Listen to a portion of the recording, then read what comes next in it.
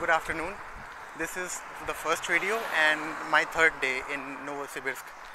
I started hitchhiking from Barnaul and right now I'm going to Moscow.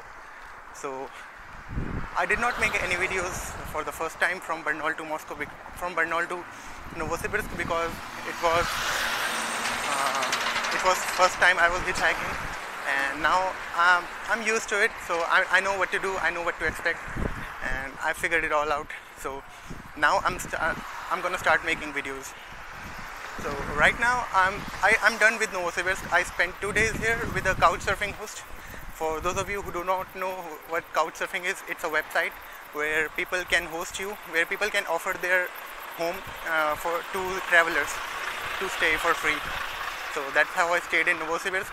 Right now I'm going to Omsk. This highway goes straight to Omsk, and I'm gonna ask for a lift here. I have wrote this on a piece of paper. It is Omsk in Russian. So I'm going to stand here and show this paper, and I'm going to ask for a lift.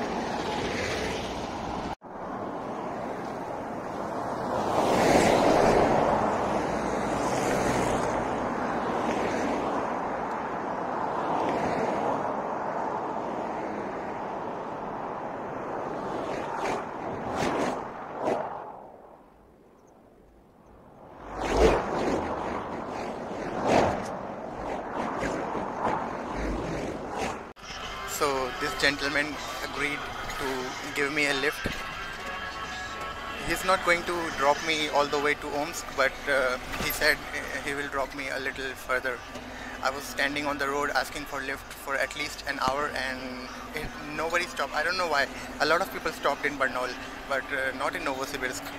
I'm not sure, I think because Omsk is 730 kilometers far, and Novosibirsk from Barnaul it's only 250, so that's why maybe. So right now I'm on the road, and let's see where he drops me. Hopefully on a petrol station, because he was standing on a petrol station. I asked him to give me a lift. That's why he gave me a lift. Otherwise no one stops. Well, he did drive me for some time, but I thought he would drive me for at least 20 or 30 kilometers, but it's just only 2 or 3 kilometers, and he dropped me in the middle of nowhere. I don't know where to go, so I'm just gonna ask for lift again. Maybe someone will give me this time lift. So as expected, no one is stopping here, and I've been asking for lift for at least 10 minutes now, so nobody stops in the middle of highway. So there's a petrol station in 2 kilometers. I'm gonna do the same thing I did before, going to petrol station, and I'm gonna ask for a lift to someone. It has started raining. I'm not sure how long I'm gonna stay dry, but fortunately I have a tent. I have a tent in my backpack, so if I don't get anywhere, if I'm stuck here, so I can just sleep right here, and I can continue the journey tomorrow. So I reached the petrol pump, and I asked a few people to give me a lift to that side, but some were going to Novosibirsk and some refused, and I think somebody will give me lift here, because it's easier to get lift on petrol pump. Right now I'm in a cafe drinking mojito, so I'm gonna try after some time. Russian music playing.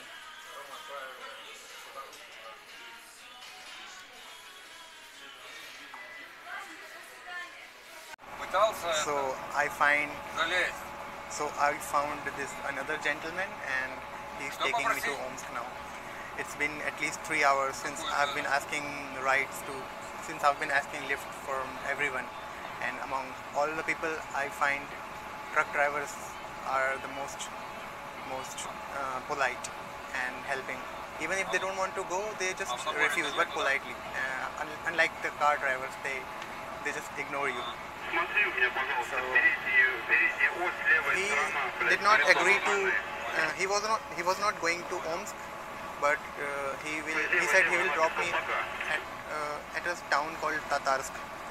It is 174 kilometers far from Omsk.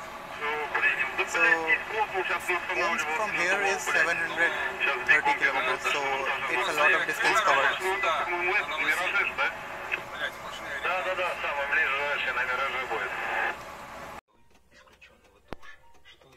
He stopped here for some time. He said his friend is coming and he wants to take some documents from him. I think his friend is in that truck. So right now it's 6:48 p.m. in this area. So I think it will be night when I reach Omsk. I'm gonna have to sleep in a tent.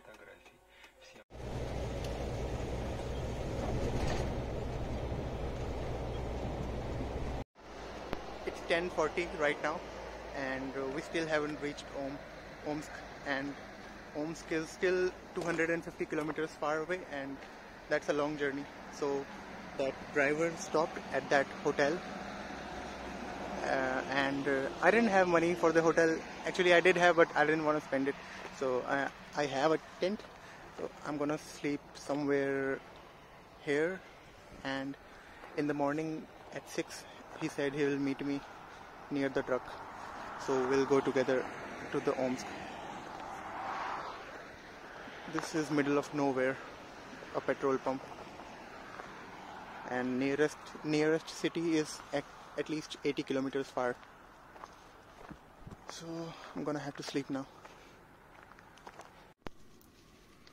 So I set up my tent, and it was an absolute nightmare.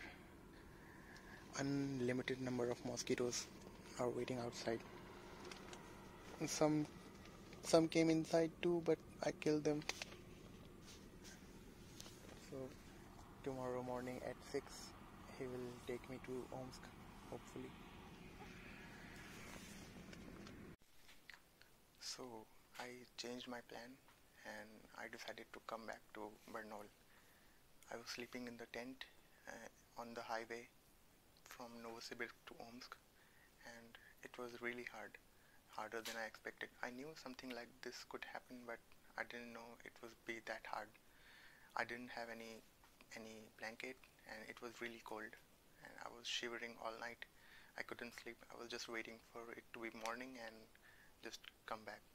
Now I'm back in Novosibirsk. I'm back in the house I was staying in with my couch surfing host. This is where I was sleeping, and this is his house. He's a physics teacher, and I have wrote this paper, Barnaul.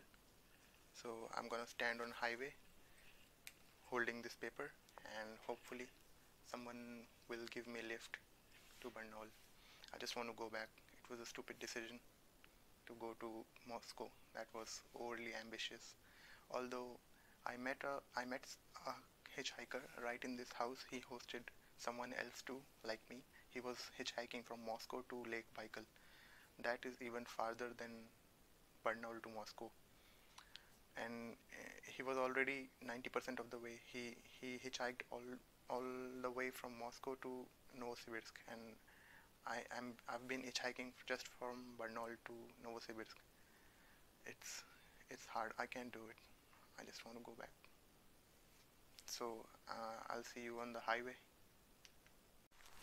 So I'm walking towards bus stop now. I'm going to take a bus to the highway which goes to Barnaul. The bus stop is just right over there, 300 meters I think. This is a bus. The bus I have to take is 325 I think. There it is, bus number 327.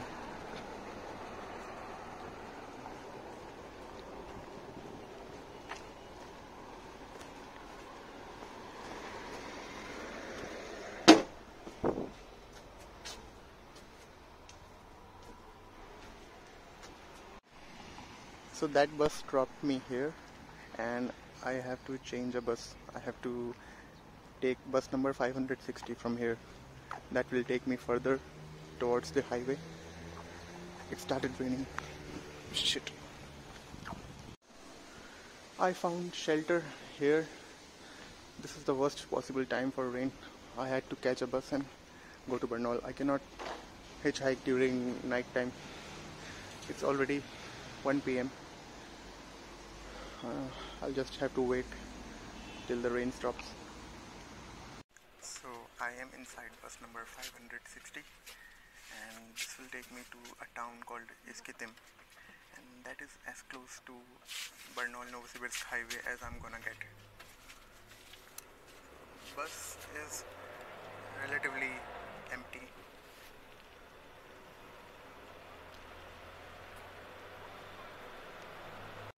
So right now I'm in a town called Hitchhiking. This is, I think, city center or some kind of bus stop. All the buses are stopping here, and also there's a train station that side. I still haven't reached the highway yet. I'm looking for a bus that takes me to highway.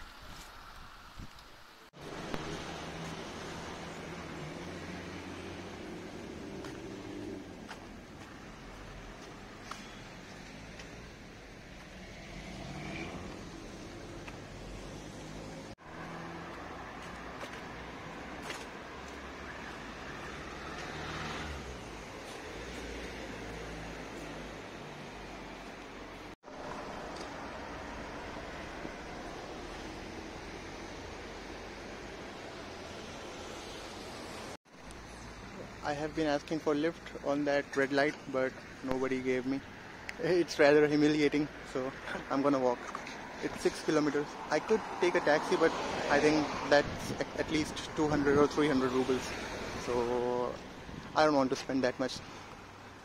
It's just 6 kilometers. I'm gonna walk to the highway, and then we'll see if I get a lift.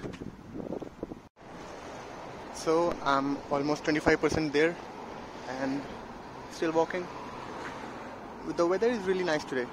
Otherwise, it's usually too cold or too hot. But it's like rainy season, but it's not raining, so it's very pleasant. I could not get any lift on the hike. I was standing at least for half an hour. So I started walking, and I found a train station, a little train station on the side of the road. And those two guys told me that you cannot find train from here to Barnaul directly, but there's a town called Cherepavano, something like that, and the train will go to there, and after that I can change trains from Cherepavano to Barnaul. So they said train is coming in 20 minutes, so I'm waiting. So I'm in the train right now, and this train is going to Cherepanovo. Cherepanovo is a town, I think. Somebody said I will get a train to Barnaul from Cherepanovo. So that's where I'm going, and I don't know how to buy ticket, but I did not buy ticket, and someone said they will come to you. Nobody has came right now, so I don't know if I'm gonna buy a ticket or not.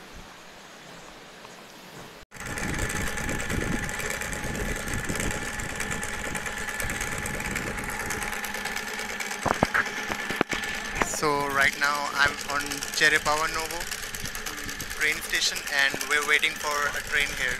And this gentleman, he was also going to Barnaul, so he offered me to take me with him, and he also paid for my ticket. And I had to pay him back, but I only had 100 rubles cash, and the ticket was 150 rubles. So I offered him to pay by online transaction, but he refused. He said it was a gift, just come with me. I said okay. So right now I'm going to Barnaul. So I took the train from Cherepavanovo to Barnaul, and I found this lady. She was really sweet along the journey. And Although we did not speak Russian, I did not speak Russian and she did not speak English, but we talked through Google Translator. It was really interesting. And this is the train. I'm almost in the Barnaul, finally back to home. This was a really stupid journey. I should not have gone. And although I do not regret it, but I won't do that again. Finally, back in Barnaul. That is Barnaul railway station, and that is bus stop. So I'm so happy, finally. And I'm gonna take a bus from somewhere around here, I think, to my hostel. I don't know which bus to take. I'm gonna check on Google Map. My hostel is not far from here. It's just, I think, 3 kilometers or 2.5 kilometers. So I'm finally inside my room, and this may not look like a most beautiful place to you, but believe me, I haven't been happier to arrive somewhere before. So I was at the bus station waiting for a bus, and I did not have any cash. I had my card. So some buses in Barnaul accept cards, some only accept cash. So the bus which I had to take was number 27, and it did not accept card. I did not know that. So I asked a lady that does the bus number 27 accept card? So she said no. So I said, I was just asking what should I do, and a girl was sitting beside me. She just gave me 100 rubles. So I was going to pay her back by transferring bank transfer, but then the bus number 27 came and she just forced me to go. And I feel bad and grateful that she just gave me 100 rubles. She did not ask it back or nothing. She just gave me. So I feel grateful. This doesn't happen usually. So I'm in my room now, just waiting for everyone to come back from holidays.